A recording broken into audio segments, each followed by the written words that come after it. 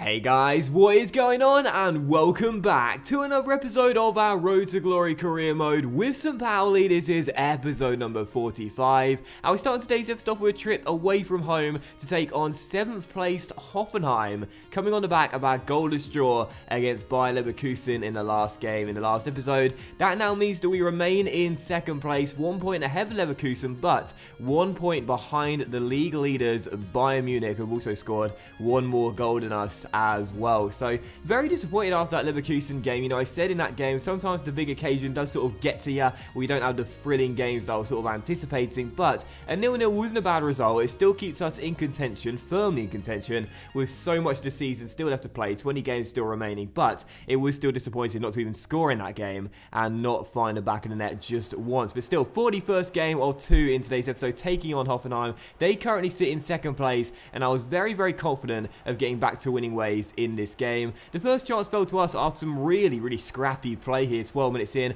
Moses found Charities through to Yusuf Poulsen, and how about this? 30 minutes into the game, what a sight to see. Because a couple episodes ago, I said, who do you think is going to win the Golden Boot, Poulsen or El Toro, or at least who's going to end up with the top scoring award, if you will, in a St. Pauli shirt this season? Well, Poulsen started off like a house on fire, 6 goals in his first 4 games, I think it was, but he hasn't scored since then. It's been about 2 months in the waiting, but finally, Yusuf Poulsen has ended his goal drought. A really casual, cool finish into the bottom corner. It's almost like he wasn't even on a goal drought with that cool finish there. Makes it Hoffenheim 0, St. Pauli 1, and we have the lead through our number 9. So absolutely delighted about that. It's been a long time coming, to say the very least, but finally, Yusuf Poulsen has scored once again. So 1-0 to the Buccaneers. Hoffenheim tried to hit back instantly, but that shot went just wide of the post and behind for a goal kick. Then the 39th minute, we could have got ourselves 2 goals up just before the break, and we would do so as well through Charities scoring one of the goals of this season. 5 minutes to go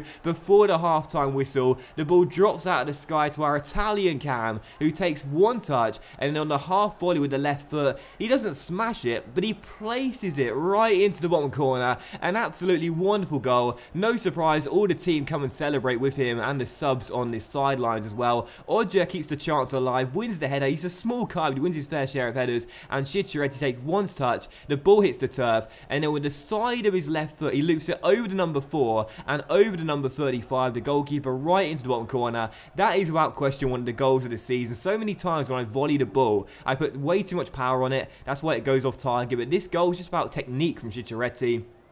Lovely technique, curled into the bottom corner, lifted in and over the goalkeeper and over a Hoffenheim player as well to make it Hoffenheim 0, St. Pauli 2, as we doubled our advantage. But in the second half, Hoffenheim would hit back and half the deficit just past the hour mark through Demirbe. And this was just really frustrating, because you may not have seen it first time, but you'll see it here on the replay. Bernd Leno had an absolute shocker, and since coming in from Leverkusen, he's been really good. Part of the best defence in the league. But for that moment right there, I was thinking he's on 80 grand a week on a 5-year deal. He doesn't deserve 8 grand a week for that piece of goalkeeping. That was absolutely tragic, and I thought I'd show you on the instant replay as well just how bad it was. He comes out for the first cross, misses it, gets caught in no man's land, and then here, it seems like a simple catch, and he fumbles it, then he sidesteps to the left and let Demirbe have a simple finish into the back of the net. So Hoffenheim, half the deficit, get back in the game, 2-1. Very bad luck there, and poor goalkeeping there from Leno. So 2-1, Hoffenheim back in the game. But really,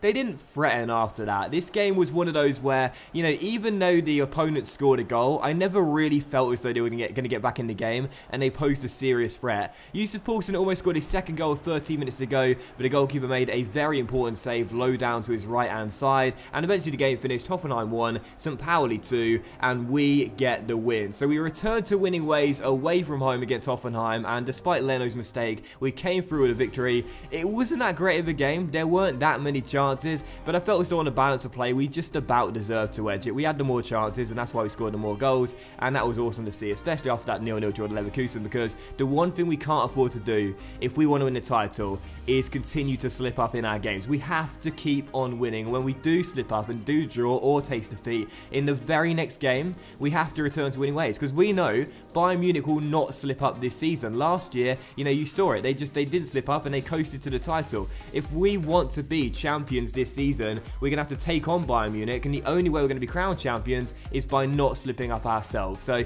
big 2-1 victory there, good return to winning ways, and absolutely delighted with that.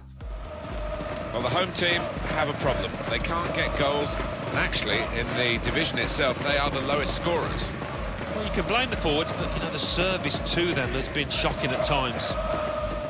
And coming into the second game of today's episode here, we will take on Freiburg away from home. So far, they are the only team in the division without a draw. They've picked up 3 wins from their first 15 games and lost the other 12. And I was feeling pretty confident here in our final calendar game of the year, picking up another 3 points and getting ourselves back on top of the table. But only a win would do, a draw would not be enough. So if we wanted to be top of the table coming into the new year, we had to pick up the 3 points in this game once again and make it back-to-back wins in the league for a few games, for the first time in a few games. So Freiburg away, the second and final game of today's episode and the final one of the calendar year. We started off this game really strong as well, directly from kickoff, switching to attacking as we do and passing our way forward with Kaká in the team, finding Moses Odja. The engine took his time for taking it round Christopher Butchman, a former teammate, and strolling the ball out wide towards Havertz. Kai takes it round one with a Berber spin, gets himself inside and goes for goal from a tight angle, but I forgot he was left-footed there and smashed the ball well wide of the post, sliced it behind for a goal kick,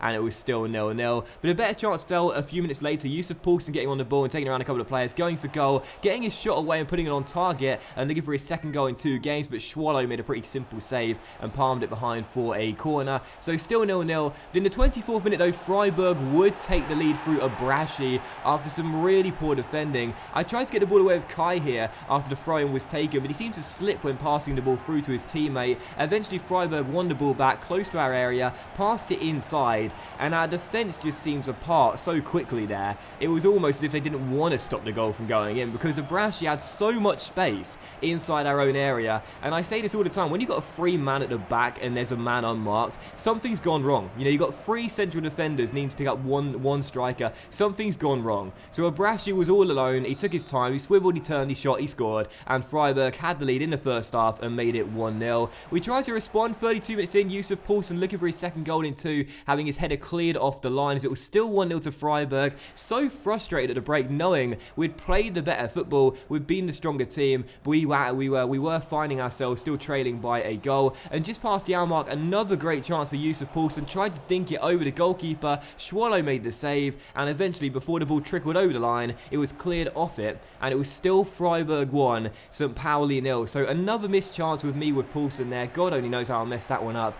and still Freiburg had the lead. We kept on peppering their goal with shots for the entire game. We kept on looking for that equalising goal, kept on putting attempts on target and trying to find that goal that would put us back on level terms. This time Thomas Olivier, a man going forward here, nice little step over, takes his time, goes for goal, but this time drags the shot just wide of the post. And with 14 minutes to go, I was thinking, it's just not going to happen. It's one of those games where your opponents take one shot and score from it, and you take about 26,000 but can't find a single goal. But with 12 minutes to go, Rodolfo Harrod the ball, found Khedira forward for the attack. They played a 1-2. Colin found a man off the bench, and he may have just put a shot wide, but this one was right where he wanted to hit it, right into the back of the net, across the goalkeeper, and into the back of the net. Thomas Olivier Amang brings out the silencer and puts us back on level terms with 11 minutes to go. So a huge goal for Amang, his first of the season. I want to keep this guy here. Some of you guys have said it's probably time to sell him. He doesn't play that much. You got better strikers now, the Bull, Poulsen,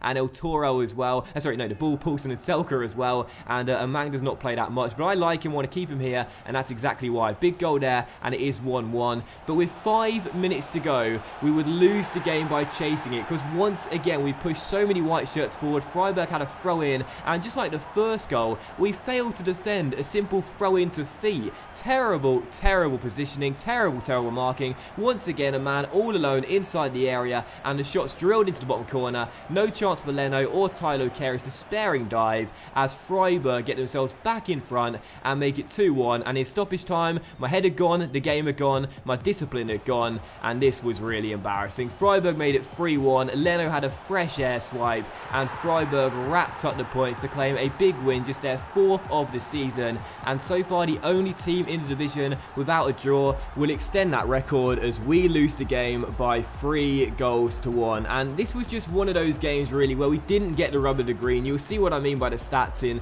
just a moment's time. But the thing is, I talk about these sort of games, and I discussed a few episodes ago when we had that game against Schalke where we got those 2 controversial penalty decisions, the goal against Hertha Berlin we scored where we had the lucky rebound deflection. You know, I always say luck will balance itself out come the end of the season, and this is why I wasn't as frustrated after the game as I possibly would have been, because you might sit there and think, oh my goodness, how unlucky were you, man? Seriously, 3 shots, 3 on target, and 3 goals for your opponents, 12 shots, 6 on target, but just a 1 goal for you. But I can't look at it that way, man, because I know a couple episodes ago we were getting the good fortune for St. Pauli, and I'm a firm believer in this. Luck will balance itself out come the end of the season. You saw that goal we conceded against Hoffenheim there, the stupid Leno mistake, which I had basically no control over whatsoever. I can't be that annoyed, because I know we had our fair share of helping of good fortune just a couple episodes ago. Eventually, luck will balance itself out. It was just one of those games where, sadly, you know, we had our good karma, our good luck a couple episodes ago. This time, we have our bad luck happening to us.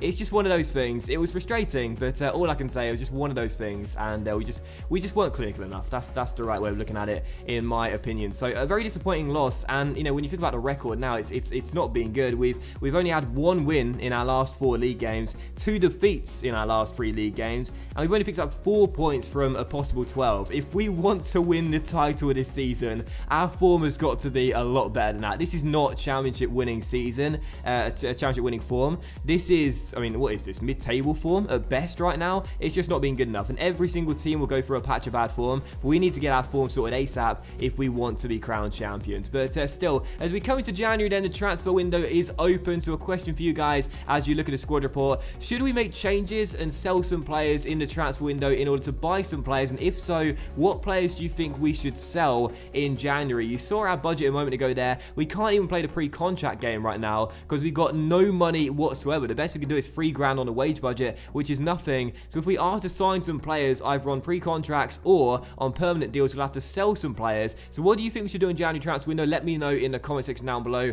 what players you think we should sell. I know some of you guys have been commenting saying you should sign David Villa's regen, by the way. I do understand lots of you guys have been suggesting that, but unfortunately I can't find Villa's regen anywhere. I can't find him in the Bundesliga, in the free agents, in the MLS. I can't find Villa's regen anywhere. He's retired before he even started, I think, just like David Villa did. So no, he didn't. Why did I say that? I don't know. But I can't find David Villa's region anyway, sadly. But that's why right now I haven't got him on my shortlist or anything like that. But do let me know in the comment section down below what you think we should do in January, what players we should look to sell. But that will end today's episode of the Road to Glory career mode as well, guys. So a big thank you for watching. I really hope you have enjoyed it. If you did, then please do consider leaving a like. Much love to you all. Have a fantastic day, and I'll see you for the next episode of our RTG with St. Pauli very soon.